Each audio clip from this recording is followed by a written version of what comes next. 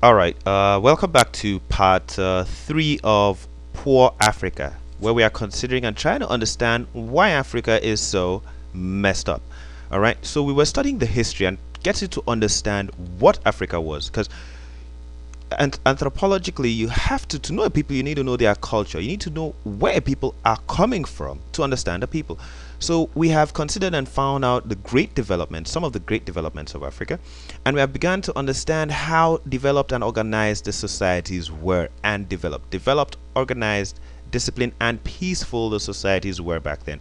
We're talking about Benin Kingdom, and we on this website nigerianwiki.com we're able to see how what's it called, the British, this, if you go down on this website, when you on the Benin, you see the British invasion, Benin invasion, and you see the description of the cities, and you find out that when the British came, they looted after sacking the city. They looted all the good stuff, and then they burnt the city down to wipe away the record. Now, this particular history of Africa repeats itself all over. When you go to Mali, Mali is another very, very interesting part. When you go back to this Mali, you find out that Mali, Timbuktu, was so developed. If you go back to what's this book, When We Ruled by Robin Walker, and you search for Mali, Timbuktu, Mali was so. I'm on this website newsrescue.com, and I can and it's a lot of this good information. They have it uploaded. Now, when you study Mali, you find out how developed Mali was, and then you find out that when the Arabs came, and then when the French came, you had such libraries in Mali. This is a very, very lovely article right here. Timbuktu, journey from one of the world's richest nations, voyaging to the Americas before Columbus, to the poorest. And you find out that they destroyed libraries, carted books away. Typically they destroyed, Mali. This is one of the libraries in Mali. This was from New York Times, or one of those websites. And basically the whole history is lost. And right now, Mali, which was one of the richest nations in the world, where they traveled to Egypt, and because of the gold, the Egyptian economy dropped because of the amount of gold they were traveling with, is a poorest nation.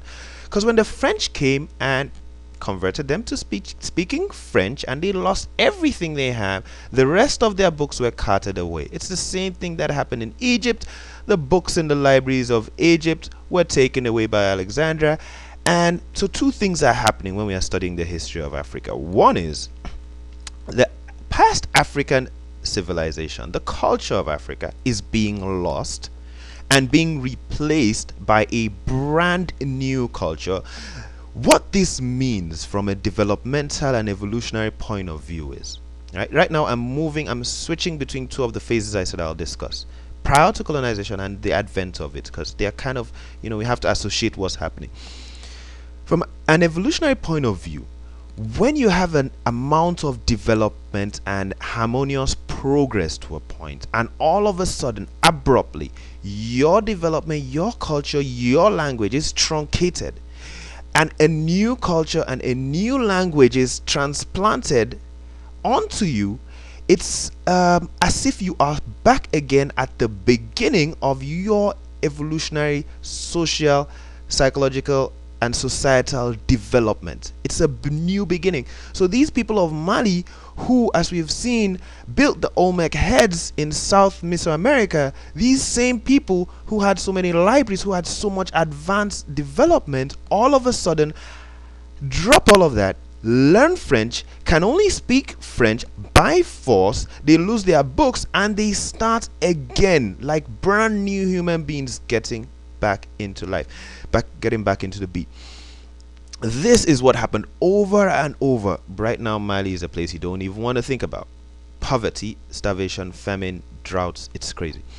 So this is the idea of what happened. So we are beginning to understand Africa's history, and at this point we have understood that we should all go back and study and find out the great things each country in Africa. Right now, Africa is countries, bits and chunks.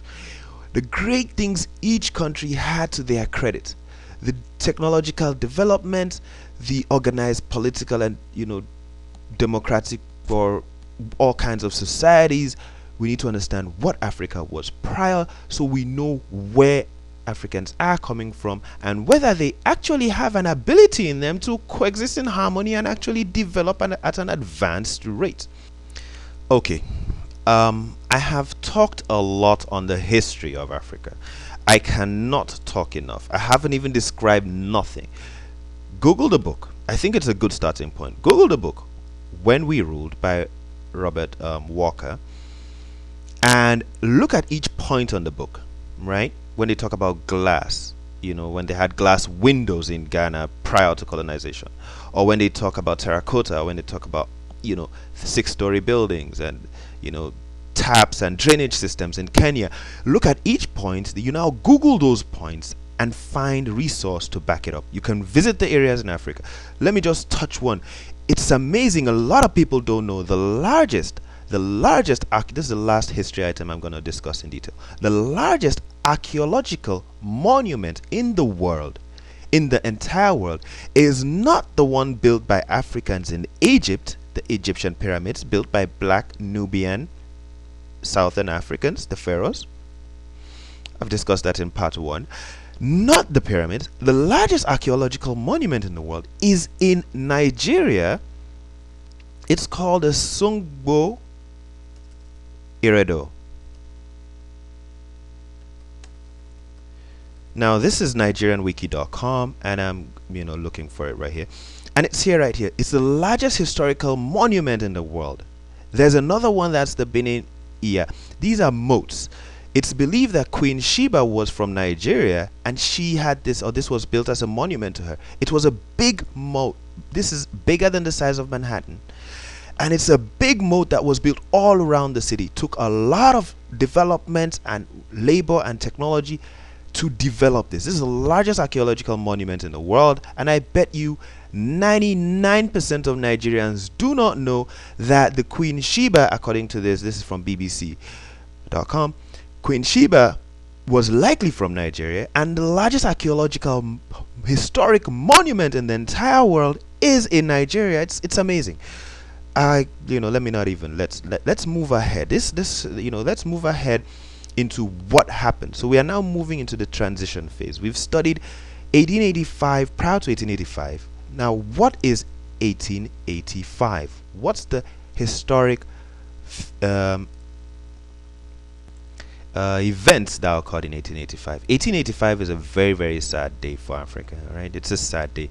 Prior to 1885, you had the Arabs. They used to run in, steal some slaves, run out, run in, steal some slaves, stuff like that. Conquer some parts. The Arabs and Muslims, they conquer some parts of Africa, especially the eastern part. The Arabs didn't come to the west or the middle of Africa. They were usually the eastern part, and they run in, they conquer some slaves, capture some slaves, and they run out, and then they come in, they teach some people, they capture some areas, give them Islam.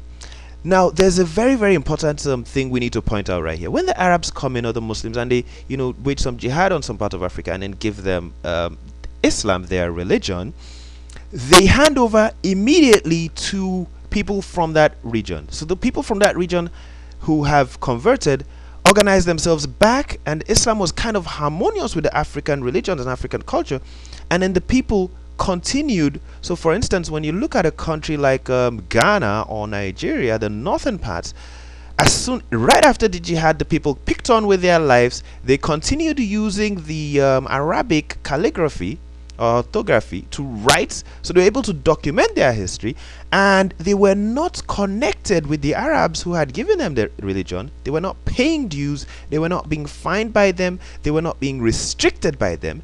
They had their independence like right away, and they used it to an advantage. So even though there are definitely harms from the slave trade and stuff like that, Arabs running in and out, but the type of features I'm going to discuss, which we are going to consider right here at 1885 official colonization, are grave, and we shall understand the impact that they have on the African people. So we'll move into this in part 4.